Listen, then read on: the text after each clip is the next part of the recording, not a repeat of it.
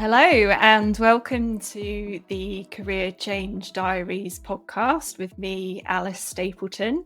And today we've got something a little bit different. We are speaking to Vida Skreb, who is a leadership coach and also a neuroscientist, and also a career changer herself. So it'd be interesting to bring in a lot of that experience.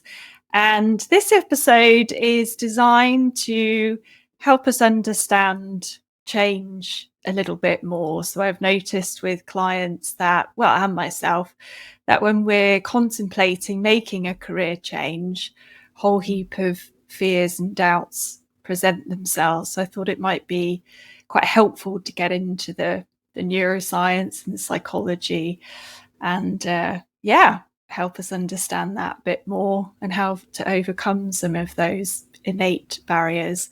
So welcome. Thank you very much for joining us. Very nice to have you on and share your experience. First of all, just tell us a little bit about what you do and how you use the psychology and neuroscience of change in your work. Absolutely. I'd love to. So as you've said, I've had a big career change myself. So I know from personal experience what quite a journey it is. So I started off in academia, studied chemistry, and then switched to neuroscience. And I studied neuroplasticity. And it was quite a long 7-year period. I was deep in academia, researching how we change during learning, and then realized it isn't as fulfilling as I thought it would be.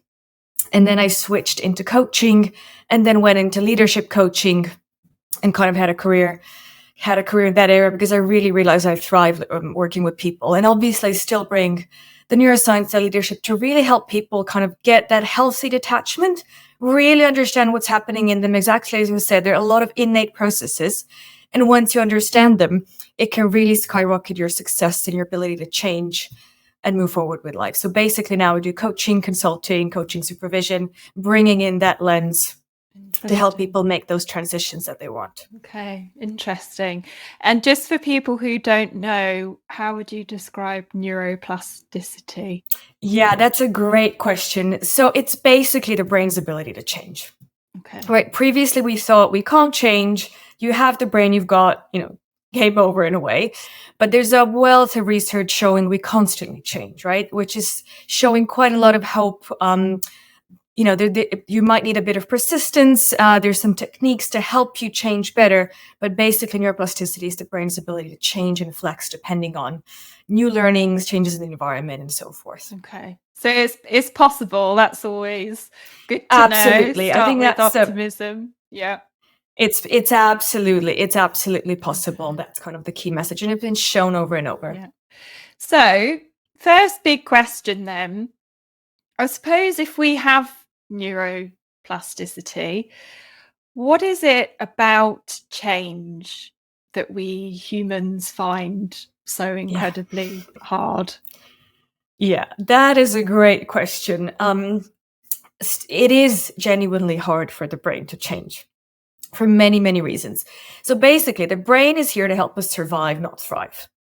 So it's kind of meant to keep us out of danger and basically keep us alive.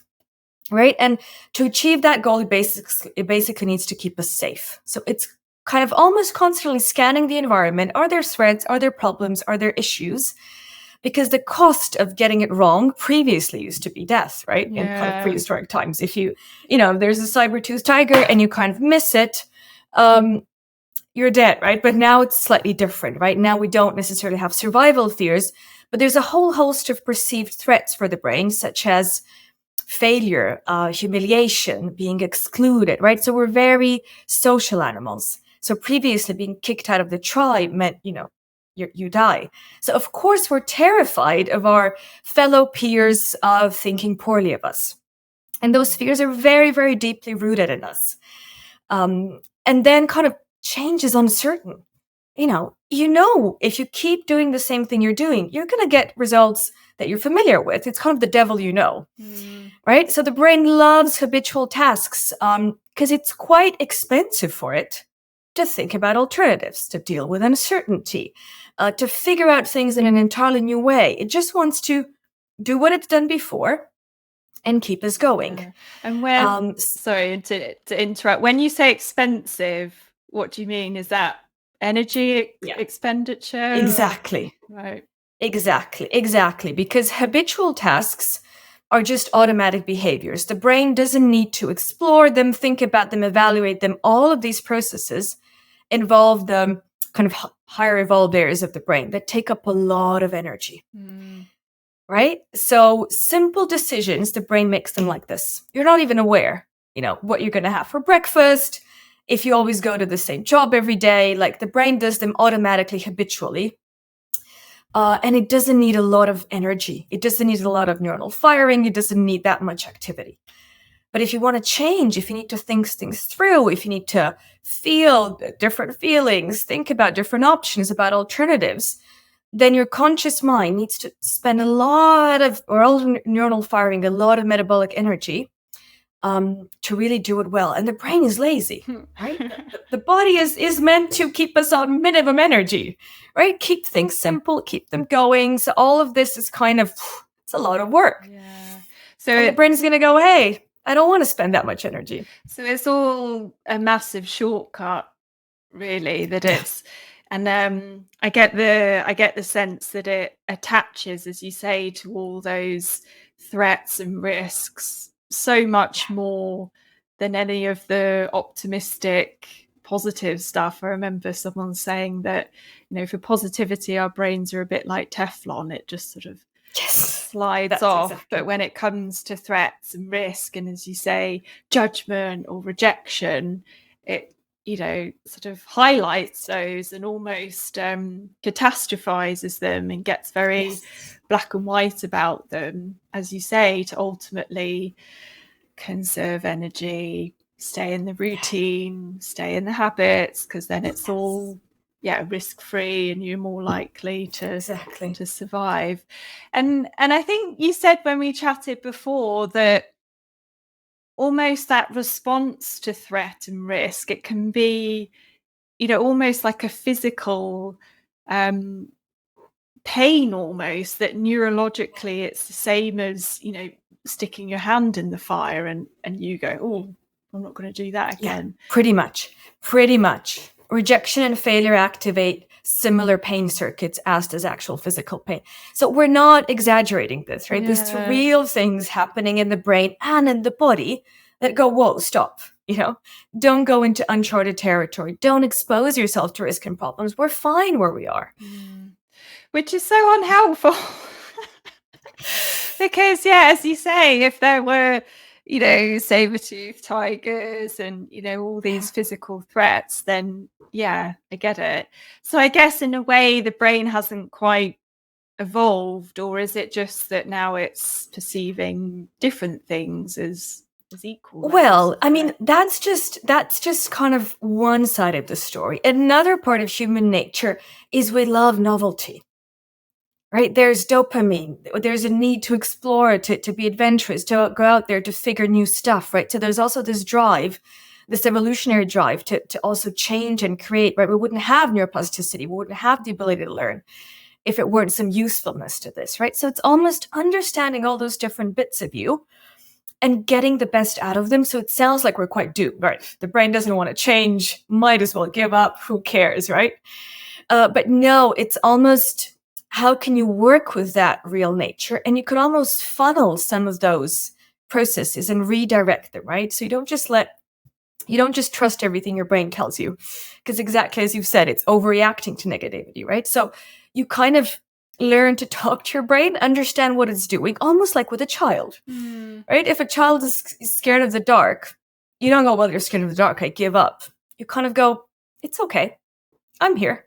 You don't shame the child, but, you don't shame your brain for sometimes overreacting, but you go, hey, I've got this, I have the big picture.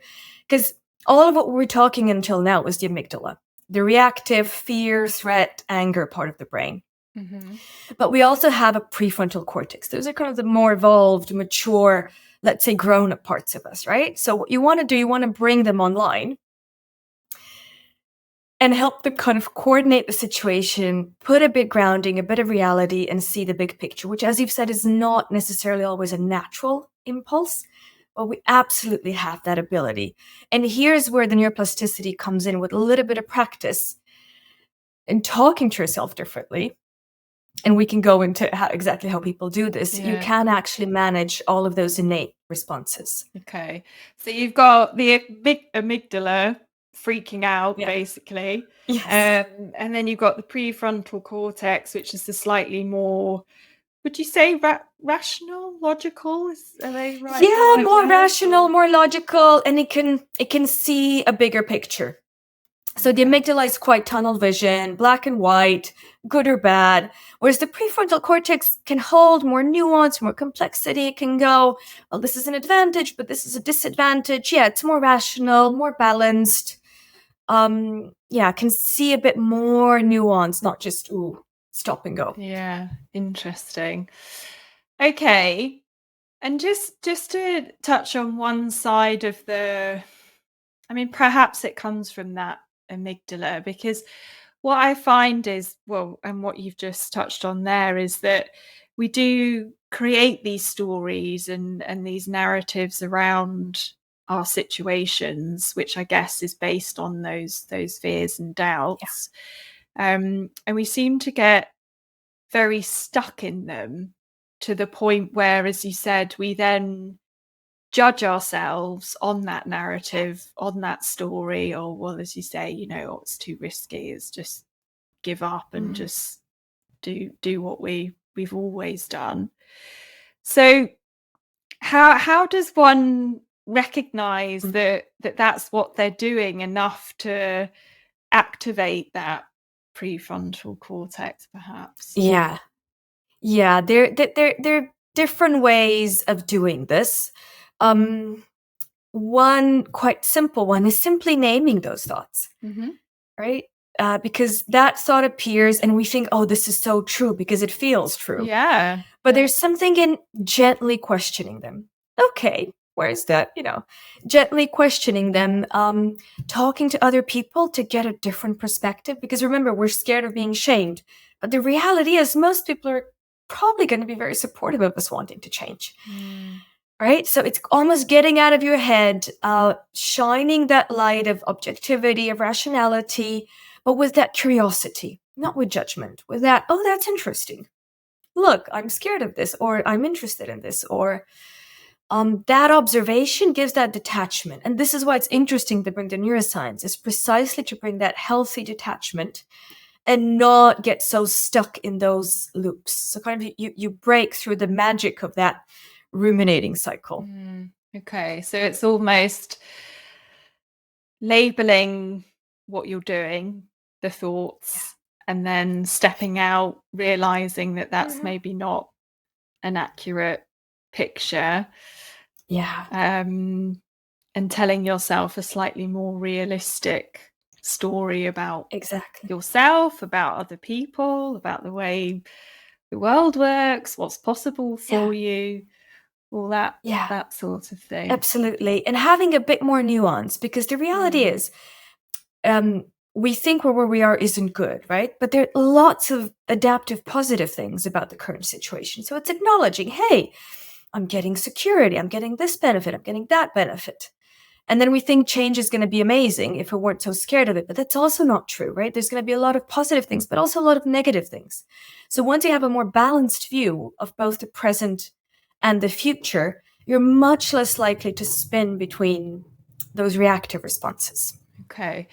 Yeah, because I think that point around the black and whiteness, it relates to sometimes we can think, well, yeah, the grass is greener and that, life's going to be amazing only if this happens. Yes, exactly. And also that narrative around, well, once this happens, I'll be happy. I guess it's that kind of thinking. And as you say, just being a bit more nuanced and balanced in how you see things. Well, and your own abilities as well. I think a lot of working with change comes back to backing yourself and your abilities just to cope with that nuanced outcome. That it's not going to be all happy clappy, and it's not going to be all doom and gloom. But whatever it is, you have the skills, you have the resilience, you have the abilities and the strengths to sort of ride that nuanced wave and handle whatever comes at you. Yeah, absolutely. Which I guess our brains don't tell us that. It's like, you can't deal with this. Avoid it at all costs. Yeah. Exactly. Because once the amygdala is triggered, we only have short-term tunnel vision. And what you've said, positivity doesn't stick. So here's where we can do a lot of work by reminding ourselves of all the achievements we've had, of all the successes we had, of all the transferable skills we had, right? And then there's something powerful around tapping into our purpose and tapping into positive emotional drivers, because they will activate that more resourceful, creative parts of our brain, as opposed to the more reactive, black and white, shutdown parts of our brain. So once you kind of get more emotionally and intellectually connected, why am I really doing this? Why do I really want this change, right? You almost reminding yourself of that. You're directing your brain to go, oh, actually, I have done different things in the past, but you might need to do some work to bring it up to your own attention. Okay. So say a bit more about that then. It sounds like it's understanding the why, but what else helps us step into that creative playfulness, curious space as opposed to, I guess, just running away from the current panic?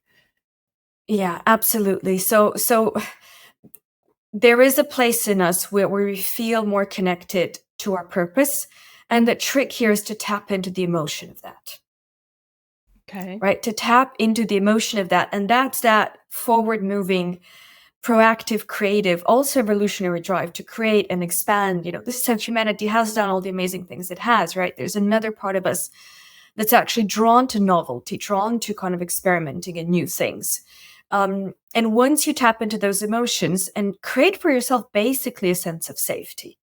Because once you signal yourself, hey, actually, I'm safe. I've got this. I can manage things. Amygdala can go, I can take a breather. Interesting. I can take a breather. I don't need to be in panic mode because I see that, somebody wise is taking over that can actually weather through the storms, handle all the risks. So that safety tells your amygdala to chill out, and then you have access to resources. So it's about building your confidence, stepping into the why, really feeling into it. And that then activates that courage, that proactive, that it's almost like little kids, right? They love exploring their environment when they know their parent is kind of here taking care of them, and they might turn around. So you're kind of parenting yourself in a way. You're going to your amygdala, I'm taking care of us, go explore. Yeah. Right? And your brain does that. Yeah. So sometimes I say to clients, especially if they've got a cat, that, it's a bit like when your cat's freaking out, what do? You reassure it, you you stroke it, as you say, you encourage it, you tell it's okay and all that sort of thing. And it's almost like, we've got the same reaction. So we kind of need to do that to ourselves, or as you said earlier, access that from friends, family, coaches. Exactly. Whatever. Getting that mirrored from within you and also from outside of you. But the trick is to get that attachment, because when the threat response is on, we think this is it. This is us. This is the only reality. This is why the neuroscience is helpful, because you can almost go, oh, there's a part of me that's scared and there's a part of me that sees the bigger picture. Let me manage those two bits. Yeah, definitely. And I think when you hear it, it makes so much sense. But as you said earlier, we just think it's all so true. Yes. We listen to it and it's like our whole story, our whole reality. It's so hard to acknowledge that it may not be true. And I find it fascinating that our brains develop this process that we buy into it so much, and we think that so easily. that it's true, and oh God, how could I possibly hand my notice in? What about the money? What about this? What about that? So I think it's a great point that just that sort of sidestep out to get that objectivity, and then just realizing that there's a bigger picture to it, that maybe that narrative's not quite the truth. Absolutely. And our brain has a lot of times good reason.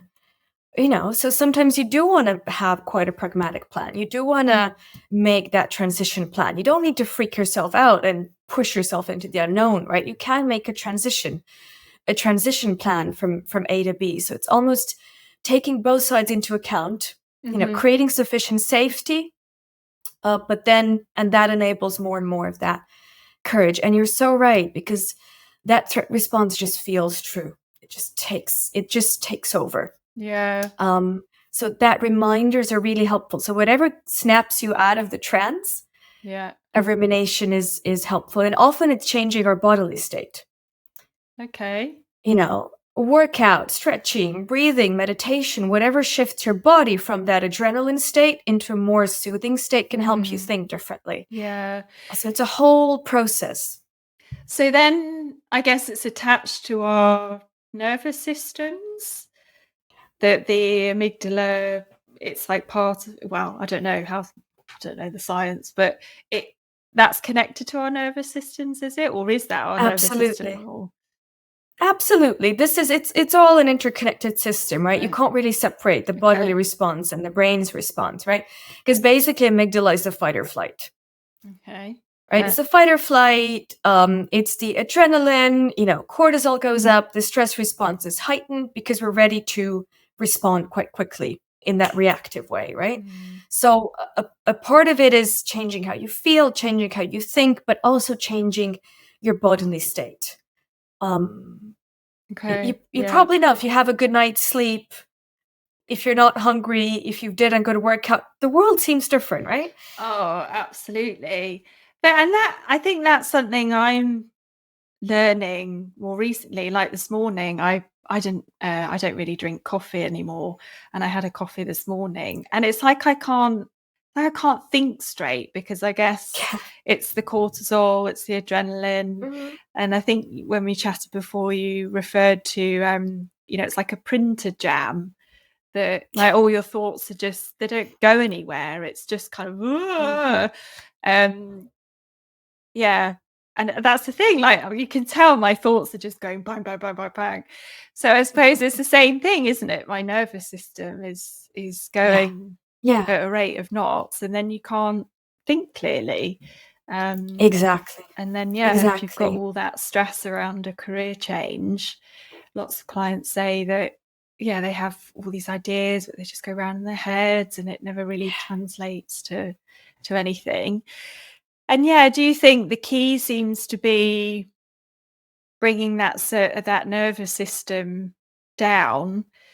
But funnily enough, I don't know what it is about that school of thought. Sometimes to people it sounds a bit woo-woo.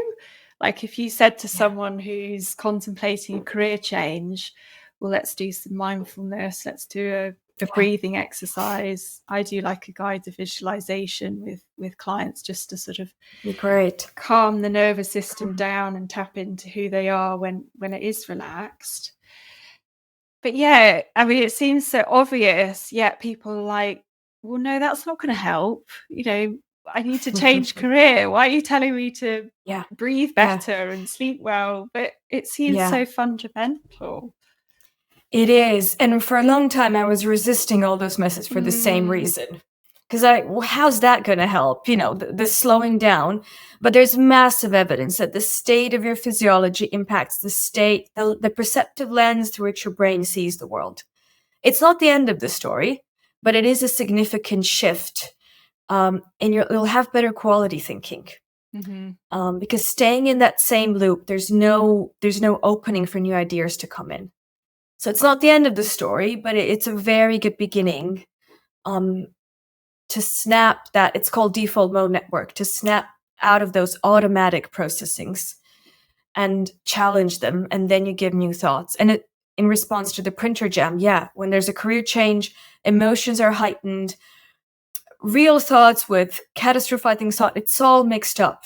So almost organizing them, what's real, what's not real, what do I need to practically address, where's my brain just really exaggerating? So kind of getting clarity, what belongs where, or organizing stuff into drawers instead of having a big mess of a pile of thoughts and emotions sitting there in the middle of your brain. Yeah. Doesn't work. Well, and I suppose that's almost what, and perhaps you do as well, it's a lot of what I do with clients is actually getting those thoughts ordered into a structure that then the person can make sense of, so it's not so jumbled up. Yeah, because they all have good reason to be here, right? Our brain is just trying to protect us. It's not out there to get us, right? Our fears are here to signal a need, right? All emotions have a messaging and a reason. So it's not about shaming them, judging them, suppressing them. It's really helping clients see the validity and the importance of all their emotions and listening to them, but not necessarily getting guided and overwhelmed by them. So there's a fine balance between that acceptance, non-judgment, but also then showing them maybe a different way. Yeah. Okay. And that different way, so we've talked a bit about, soothing the nervous system so you can access some of that creativity, playfulness. And then I think you started to talk about the benefits of having a bit of a plan.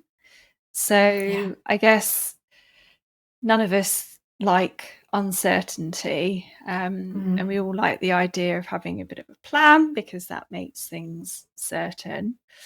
But what type of plan seems to work best for the brain? Yeah, it's a really good point. So you don't want it to be too vague is one of the elements. Because what happens under pressure, if you have on your plan change career, it means nothing to the brain under stress.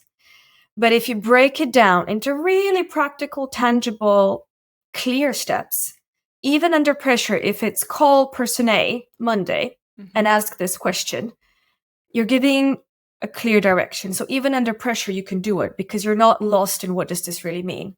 So if you map out next steps such that it's really, really clear, I don't know, talk to this person, read this article, apply to a new job, get more information, that tends to create that safety, and you will be able to act on them even under pressure because it won't take the cognitive load of figuring out. If it's too vague, the brain goes, I don't want to deal with it.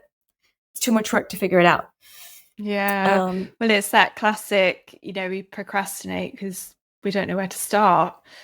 Exactly. As you say, the task it's too big, it's too vague, takes too much energy. And it's a lot around, we don't feel like it. So I like what you're saying, that just something really specific. I guess that's where sort of smart goal settings come from, because that all works really well for the brain. Yeah, that works really well. And different people need different levels of certainty in planning. So it's also counting for where the individual is at. So the plan really should be aligned with the person's temperament, should be realistic and yet a little bit stretching. So here's where the beauty of coaching is. It's really that dance and that alignment and finding what works for that person. Because we all differ our needs, our perceptions, and how we function. So if you put a goal that's really, really ambitious and you fail to get there, it's not going to help. Yeah. Equally, if you put a plan that's not stretching enough, but every person has a different temperature point. Okay. Between structure and fluidity, between need for certainty, and that need for adventure. Right. So sort of checking in that it's almost challenging enough, but not too challenging that you're going to avoid it by the sounds of it. Yeah. Okay. And what else do you think works well when we're trying to either overcome change or implement change? I think it's something around taking all of your bits with you. Okay. What do you mean by that? Well, you kind of understand what each part of you needs, and you kind of address them. That's one thing. Another is just patience. There are lots of elements we can control, and there are elements we just can't control. So there's something there as well. And again, stay with the classic things, creating enough safety for yourself, the self-soothing, the stretching, the challenges, and ultimately hold that bigger picture in mind.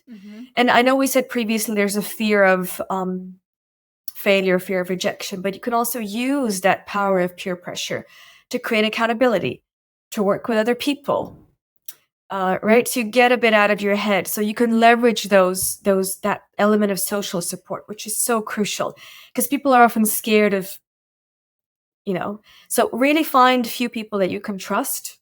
Because a lot of our thoughts diminish once they're shared, and somebody that we really trust, that we feel safe with, can help us hold that. Well, and when you realize that they're experiencing the same thing, and Exactly. hence this episode, I hope it encourages acceptance and normalizes all of the thoughts and the habits that we have. So sometimes I suggest to clients that they find an accountability buddy if that's not through the coaching, just somebody who also wants to make a change. Doesn't have to be related to career either, just that you're both in it together, and as you say, you're there's a bit of social pressure because you said you're going to do something, and you want to keep up and be strong to your word. Exactly. And I suppose, so when you say take yourself with you, is that a bit about almost tracking your progress as well, keeping track of where you're at in your journey? Yeah, I think that's quite powerful, because when we're going through change, it almost feels like we're putting in a lot of work and not getting anywhere. So a very simple but very powerful thing is just to jot down everything you've did or you've tried. Right? What did I try? What was the outcome? What do I need to shift? Almost like that experimenting point. Okay, so I've tried talking to people. Here's where I got. Because it seems like you're doing nothing and sending out these feelers, doing the research, but you're doing a lot. So even just having a mini log, jotting down, what have I tried? How am I feeling? Where am I at? How's it going? That checking in with yourself can be quite powerful in reassuring yourself, hey, I am moving forward. I am doing all these things, because it's so easy to diminish and neglect the good stuff we're doing. Yeah, absolutely. Well, because I think sometimes we don't realize how far we've come, because, if you're not yet doing said career goal, or, completed the change, you sort of forget that actually, as you say, you've done a whole heap of stuff to get further forwards. Well, and I think I'd also add, what have you learned from all of those experiences as well? So you don't fall into that habit of, oh, well, that was a waste of time, and well, that didn't work, and all that sort of side of things. So what you've learned, what you might do differently next time, that kind of thing.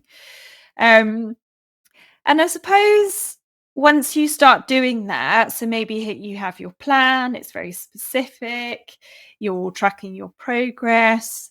I get the sense that maybe that helps create a slightly different narrative and a different story, which then we start to buy into and inhabit more so than the, oh, well, this is completely useless.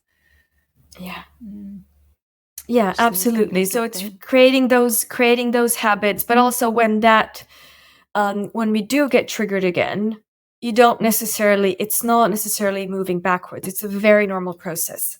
So don't expect it's going to be a linear process. Once you have that healthy expectation of it is going to be an up and down, you can hold the downs and leverage the ups. Okay. Yeah.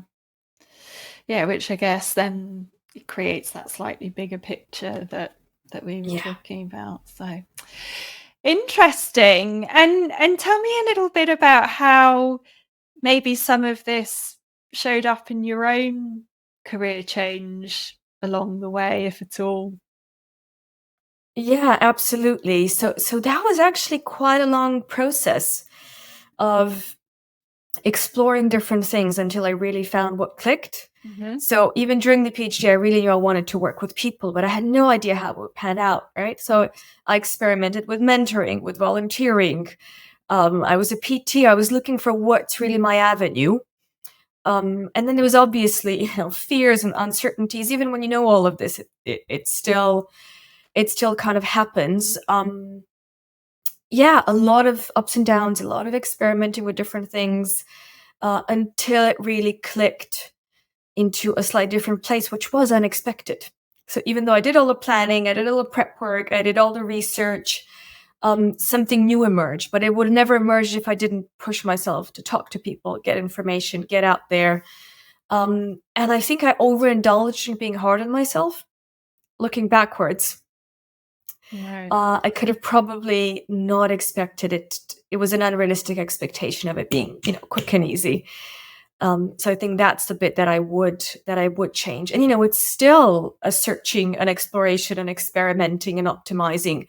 So really, that journey never ends. It's not like, oh, I got myself over the hump.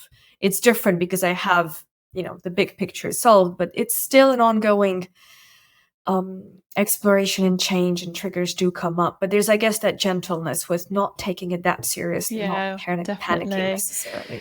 Well, yeah, I think I'm starting to realize that just is life. We're never the final product. We're always work in progress because, as you said, our brains want novelty, they want growth, they want challenge.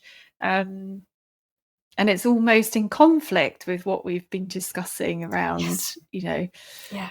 the threats and the risks. But yeah, I do think life, it is an exploration of discovery. And I loved what you said earlier, that we change every day, and it's such a, I'm not sure what the right word is, paradox maybe, that we're so scared of change, yet we change every day, probably every second. Yeah, And that this we're is, not set in stone. And yeah, it's interesting. it isn't set in stone. And what you've said, we can take them as an inner conflict, the bit that doesn't want to change and that bit that craves change. But if you get from a point of inner conflict to inner dialogue, you're not wasting energy on fighting bits of yourself. You address the bit that's scared, you soothe it, but you also address the bit that wants novelty. So it's not inner conflict, but inner teamwork, right? Yeah, that's a nice way of looking at it. Well, and as you say, getting that balance right, that you're meeting your needs in each of those areas. Yeah, it's a balancing act, that's for sure. Okay, and in the people that you work with, I guess in leadership, how do you see some of all of this showing up? Yeah, it's showing up constantly, right? Whether we want it or not, something internal or external will always push us to that edge of growth, right? So really, coaching is a beautiful, safe space where people can just fully share what's happening. They don't need to impress. They don't need to hold back. So it's really that rock solid basis of trust, knowing that whatever they bring is not going to be judged. And then those bits, relax. Yeah. Right? So it's creating that space where all parts of us can come to the forefront, share what they have to say. And once that's acknowledged, that internal conflict, that emotional charge that's holding us back, suddenly is liberated. Right. And then when there's an emotional shift and people go, aha, physiology changes, brain state changes, the solutions pretty much come automatically. Right? They pretty much come automatically. And once there's a new order, once that aha moment comes, then you want to create really practical plans. Yeah. Right? You want to create really practical plans, and then you want to see, what happens in real life. You test it in reality. So it shows up constantly, but obviously everybody has an entirely different story and a temperament and a situation. And, our past influences us a lot. Our temperament influences us, the stories we tell ourselves. So you kind of take all of this into account and help the person see it slightly differently. Yeah. Well, yeah, because then I guess it steps into the psychology land of decision making and Yeah. how we deal with choice and all of that side of things, which I guess brings up a whole nother heap of neuroscience perhaps. And Absolutely, because we think we're rational, but actually the brain can't make a rational decision. All decisions are highly emotional. Without the emotional parts of the brain, you can't pick what you're going to have for breakfast. Right? So it's helping people understand the impact of those emotions, the impact of the rational brain, and again, taking it all into account to make a holistic decision. Because another coach talked about, in your decision making, there's like there's the head process, which I guess is what makes most logical, rational sense. Yeah. And then there's the heart process that we go through, and then there's like the gut decision making process as well. So it's almost trying to get a kind of balance of all three when it comes to and they're all playing out in the brain, actually, right? All those bits. So it's really about understanding different parts of your brain, what they want, what they need, helping them decide together. Because if you only go with one part of you, the other part of you is going to complain. If you're only making rational decisions, you're not taking care of how you feel, it's going to come back. If you're only doing how things feel, you're not taking care of reality, again, you're going to have problems. Yeah. Well, and I hear that so much because I guess when people leave education, they tend to fall into a career that makes sense to their head. And then the amount of times I've heard people say it just doesn't feel right. It should be fine. It should be great because it's great on paper, but it just doesn't feel right, which I guess is all the emotions and that sort of thing. Yes, again, it's kind of trying to get that it's a balance, but if you only do what feels right and you don't help yourself get the skills, make it work, if you don't take care of that element, it's also not good. Right? So you need to... because I remember when I was thinking of changing career, I just love animals. And I love caring for them and just basically stroking animals. And then that would all just be heart stuff. That would all just be feelings and emotions. Probably not going to earn that much money from just stroking cats and dogs all day. So it's getting that balance, which can take time, which I guess is why, as you said, it's about having the patience to understand what that balanced picture might look like and what your needs are. Exactly. So there's an element of understanding your needs in their complexity, and then testing and experimenting and almost, kind of design your life principle of finding what kind of structure externally meets at least most of these needs. Yeah. Well, and I think that's key as well, acknowledging that it's not going to tick every single box. And as you said about holistic living, that it may be that the other things need to come from other areas of your life. If they're not coming through the career, for example. Because we're expecting of our jobs to be everything. Indeed. Yes, there's a lot of pressure. We've put a lot of pressure. It's a lot of pressure, whereas before you would just get a job and stay there for life, and it was just So it's also being a little bit realistic, and as you said, maybe meeting some of those needs through volunteering, through socializing, but then understanding what are the core needs from work. Definitely. Interesting. Okay. Well, thank you. I think that's been absolutely fascinating. Do you think there's anything else people need to know about change that would really help them with their... No, I think it's really understanding all those bits of you is really key, and seeing them with that light of curiosity instead of judgment is a really helpful shift. Okay. Yeah. Well, and just a shift in energy that is going to be so much more helpful by the sounds of it. So thank you again, and thanks for all your wisdom and your insightfulness. So, as I say, I just find it all very fascinating, and I hope it's been helpful for people. It's been fantastic. I loved the questioning, and I loved all of our conversations. The previous one, this one, you really get me thinking. I love, the deep questioning and the curiosity. So thank you. It's been great. You're very welcome. All right, then we shall speak to you soon. All right, take care. Soon. Thank you, Alice. Bye. Bye.